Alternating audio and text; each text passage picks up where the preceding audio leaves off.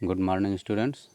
आज हम लोग क्लास 9th हिंदी के पार्ट 5 में माखनलाल चतुर्वेदी द्वारा रचित कैदी और कोकिला नामक शीर्षक का अध्ययन करेंगे।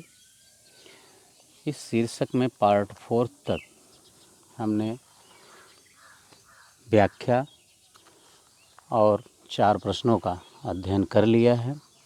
इस 5वें पार्ट में आज हम अन्य शेष प्रश्नों का अध्ययन करेंगे।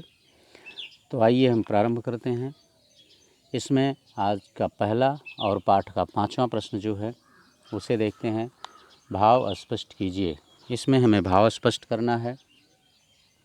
ये 2 भागों में 5वां प्रश्न बंटा हुआ है, का और खा में। ये कुछ पंक्तियाँ दी गई हैं जिसका हमें भाव व्यक्त करना है, स्पष्ट करना है।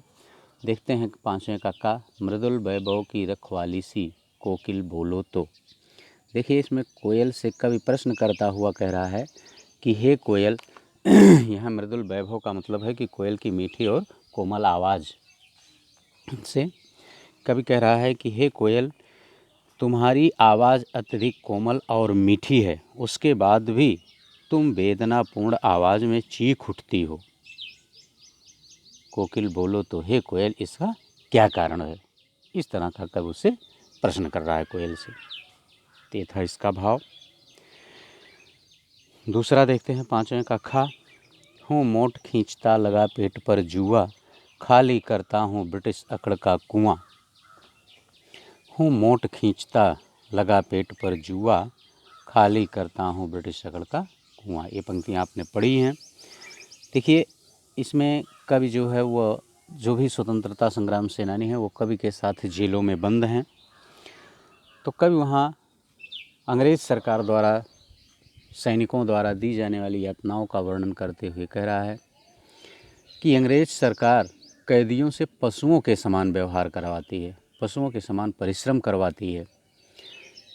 जैसे दिया है कि हूँ मोट खींचता लगा पेट पर जुआ। कभी कह रहा है कि मैं पेट पर जुआ बांधकर कुएं से पानी निकालता हूँ, अर्थात मेरे द्वारा पेट पर जुआ बांधकर कुएं से पानी निकाला जाता है, परंतु इससे भी मैं दुखी नहीं होता, बल्कि मैं यह मानता हूँ खाली करता हूँ ब्रिटिश अकड़ का कुआं। बल्कि मैं यह मानता हूँ कि मैं अंग्रेज सरकार के षड्यंत्र को विफल करके उसकी अकड़ को समाप्त कर दे रहा हूँ। यह मानता है कि ज्यों-ज्यों मैं कुएं से पानी निकाल रहा हूँ, त्यों-त्यों धीरे धीरे अंग्रेज सरकार की जो षड्यंत्रकारी योजनाएं हैं वो विफल होती जा रही हैं, और मैं उसके षड्यंत्र को विफल करके मैं अंग्रेज सरकार की अकड़ जो है वो समाप्त कर दे रहा हूँ। कभी ऐसा मानता है। तो ये था इसका भाव। उम्मीद है कि 5वां प्रश्न, 5वां का और खा दोनों खंड आपकी समझ में आ गया होगा, कोई दिक्कत आपको नहीं होनी चाहिए। आइए अब हम 6वां प्रश्न देख लेते हैं। अर्धरात्रि में कोयल की चीख से कवि को क्या अंदेशा होता है? देखिए, अर्धरात्रि में जब कोयल बोलती है, जेल में बंद कवि उसकी आवाज़ को सुनता है तो वो कोई प्रकार की शंका व्यक्त करता है कि कोयल ऐसा अर्धरात्रि में क्यों कर रही है। तो इसका उत्तर हो जाएगा कि अर्धरात्रि में कोयल के चीखने से कवि को अनेकों अंदेशे होते हैं। जैसे कवि सोचता है कि कहीं कोयल पागल तो नहीं हो गई है, अथवा वह किसी कष्ट में तो नहीं है, या वह कोई महत्वपूर्ण संदेशा लेकर आई है। ये 3-4 अंदेशे कवि को होते हैं। बहुत सरल प्रश्न है, उम्मीद है कि ये भी आपकी समझ में आ गया होगा। आइए अब हम देखते हैं 7वां प्रश्न। कवि को कोयल से ईर्ष्या क्यों हो रही है? कवि को कोयल से ईर्ष्या क्यों हो रही है? बहुत सरल है। अगर आपने पिछला वीडियो, व्याख्या वाला वीडियो देखा होगा तो निश्चित है कि आप इसका उत्तर बड़ी आसानी से कर ले जाएंगे। कोई दिक्कत नहीं आएगी आपके सामने, कोई कठिनाई नहीं होगी। देखिए, सीधा सा प्रश्न है, कवि को कोयल से ईर्ष्या क्यों हो रही है? ठीक, कोयल की स्वतंत्रता से कवि को ईर्ष्या हो रही है, क्योंकि कोयल स्वतंत्रतापूर्वक आकाश में उड़ान भर रही है, जबकि कवि जो है वह जेल की काल कोठरी में बंद है। कोयल अपने गीत गाकर अपने आनंद को प्रकट कर सकती है, लेकिन कवि के लिए तो रोना भी गुनाह है, और रोने के बदले भी उसे दंड मिल सकता है। तो कहने का मतलब है कि कवि जो है वह परतंत्र है, स्वतंत्र नहीं है, जबकि कोयल स्वतंत्र है। इसी कारण से कवि को कोयल से ईर्ष्या हो रही है। कोई प्रॉब्लम नहीं होगी। आइए अब हम 8वां प्रश्न देखते हैं। कवि के स्मृति पटल पर कोयल के गीतों की कौन सी मधुर स्मृतियाँ अंकित हैं जिन्हें वह अब नष्ट करने पर तुली है। कवि के स्मृति पटल पर, स्मृति का मतलब होता है याददाश्त, ठीक ना, पर कोयल के गीतों की कौन सी मधुर स्मृतियाँ अंकित हैं जिन्हें वह अब नष्ट करने पर तुली है। देखिए, कोयल को हम केवल एक चीज़ है जिसके कारण याद रखते हैं, उसकी मधुर और मीठी आवाज़ से, ठीक है, कोमल आवाज़ से ही हम कोयल को याद रखते हैं। तो उसी तरह की स्मृति कुछ कवि के पटल पर भी है। तो इसका उत्तर हो जाएगा, कवि के स्मृति पटल पर कोयल के गीतों की मधुर स्मृतियाँ छाई हुई हैं। कोयल हरी डाली पर बैठकर अपनी मधुर और वैभवशाली आवाज़ से संपूर्ण सृष्टि को अलंकृत कर रही है, ठीक ना। उसके मधुर गीतों से उसकी खुशी झलकती है, वह स्वतंत्र पूर्वक अपना गीत गाती है, पर अब वह अपनी इन विशेषताओं को नष्ट करने पर तुली है। क्योंकि जब कोयल अर्धरात्रि में बोल रही है तो कवि ऐसा मान रहा है कि जैसे उसकी जो स्मृतियां हैं, अब तक जो वह अपनी मधुरता, आवाज़ की मधुरता और कोमलता के कारण याद की जाती थी, शायद अगर उसका आचरण ऐसे ही रहा तो लोग उसे उसकी मधुर आवाज़ और कोमल आवाज़ के कारण भी याद नहीं रखेंगे। इसीलिए कवि कह रहा है कि वह अपने इन्हीं यादों को नष्ट करने पर तुली हुई है। ओके, उम्मीद है यह प्रश्न भी आपकी समझ में आसानी से आ गए होंगे। आइए अब हम देखते हैं पाठ पर आधारित 9वां प्रश्न। हथकड़ियों को गहना क्यों कहा गया है। हथकड़ियों को गहना क्यों कहा गया है। बहुत सरल है इसका भी उत्तर। देखिए, कवि जो है वो जेल को चोर, लुटेरे, बदमाशों, अपराधियों के निवास स्थान को बताया है, लेकिन यहाँ कवि कह रहा है कि हम भी उन्हीं के बीच में तो हैं, लेकिन हम जो हैं वो कोई ना हत्यारे हैं, ना बदमाश हैं, ना लुटेरे हैं, ना चोर हैं। हमने अपने देश को आज़ाद कराने के लिए स्वतंत्रता संग्राम किया है, इस कारण से हम यहाँ पर बंद हैं, ठीक है ना। तो आइए अब इसका उत्तर देख लेते हैं। हथकड़ियों को गहना क्यों कहा गया है।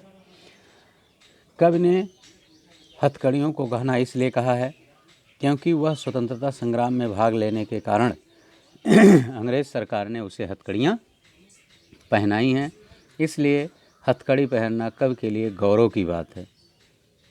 अतः कवि ने हथकड़ियों को गहना कहा है। ठीक, उम्मीद है इसका उत्तर भी आपकी समझ में आसानी से आ गया होगा, कोई प्रॉब्लम आपको नहीं होनी चाहिए। आइए अब हम अगला देखते हैं 10वां प्रश्न। काली तू ऐ आली, इन पंक्तियों में काली शब्द की आवृत्ति से उत्पन्न चमत्कार का विवेचन कीजिए। देखिए, काली तू के बाद डाट डाट लगा है और उसके बाद है ऐ आली। इसका मतलब है कि इन पंक्तियों में, यानी यहाँ डाट डाट के स्थान पर कई पंक्तियाँ छिपी हुई हैं, और इसका मतलब अगर कई पंक्तियाँ छिपी हुई हैं तो काली शब्द का प्रयोग भी कई बार हुआ है। ठीक, इसको आप किताबों में देखेंगे तो आपको यहाँ काली शब्द कई बार मिलेगा। तो इसीलिए अब आते हैं, देखते हैं कि इनसे बार बार काली शब्द का प्रयोग होने से क्या चमत्कार उत्पन्न हुआ है। तो देखते हैं। देखिए, यहाँ करीब 1 2 लगभग 8 9 बार, ठीक है ना, इन पंक्तियों में कवि ने 9 बार काली शब्द का प्रयोग किया है। शब्द एक ही है पर इनके भिन्न भिन्न अर्थ हैं, ठीक है ना, यानी शब्द एक ही है लेकिन वो भिन्न भिन्न अलग अलग अर्थों में प्रयोग किया गया है।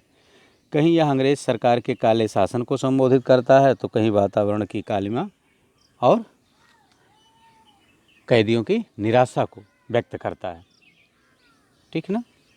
इसीलिए यही चमत्कार उत्पन्न हुआ है यहाँ पर। ओके, यानी उत्तर हो जाएगा इसका। फिर से एक बार देख लेते हैं। इन पंक्तियों में कवि ने काली शब्द का प्रयोग 9 बार किया है। शब्द एक ही हैं पर ये भिन्न भिन्न अर्थों में प्रयोग किए गए हैं। जैसे कहीं यह शब्द अंग्रेज़ सरकार के काले शासन को संबोधित करता है तो कहीं वातावरण की कालिमा और निराशा को उजागर करता है।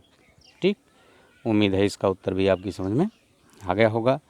आइए अब हम अगला प्रश्न देखते हैं। प्रश्न नंबर 11 है। ये कह रहा है कि काव्य सौंदर्य स्पष्ट कीजिए। काव्य सौंदर्य स्पष्ट कीजिए 11वां और पाठ का अंतिम प्रश्न, ये भी 2 खंडों में विभक्त है। पहला प्रश्न है, किस दावा नल की ज्वालाएं हैं दिखी? किस दावा नल की ज्वालाएं हैं दिखी? इसका हमको काव्य सौंदर्य स्पष्ट करना है। देखिए यहाँ पर दावा नल की ज्वाला से क्रांति की भावना की तुलना की गई है, ठीक है ना। इसलिए अगर हम कहें तो यहाँ पर बिंबात्मक शैली का प्रयोग किया गया है। ठीक, भाषा में सहजता और सरलता है, सहज और सरल भाषा का प्रयोग किया गया है। यहाँ कवि जो है वह कोयल की वेदनापूर्ण आवाज़ पर अपनी आशंका व्यक्त कर रहा है कि जो कोयल वेदनापूर्ण आवाज़ में बोल रही है वो किन किन कारणों से, भी आप पिछले प्रश्न में भी देख चुके हैं। तो वही है कि कवि यहाँ कोयल की आवाज़ पर आशंका व्यक्त करता है, बिंबात्मक शैली का प्रयोग किया गया है, भाषा में सहजता और सरलता है। ठीक, ये था 11वें के का उत्तर। अब हम 11वें का खा का देखते हैं। तेरे गीत कहाँ में वाह, रोना भी है मुझे गुनाह, देख विषमता तेरी मेरी, बजा रही तिस पर रणभेरी। देखिए यहाँ विषमता यानी तुलना किया है एक तरीके से, कवि ने अपने और कोयल के जीवन की विषमता का वर्णन किया है, ठीक है ना, विषमता का तुलनात्मक अध्ययन किया है। मुक्तक छंद है और सरल भाषा है। ठीक, ये था इसका काव्य सौंदर्य। तो ये पाठ अब यहाँ पूर्णतः समाप्त हो जाता है।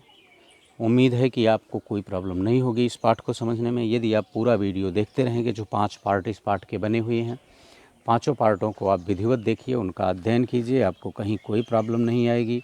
बड़ी आसानी से आप इसका उत्तर लिख ले जाएंगे और हल कर ले जाएंगे।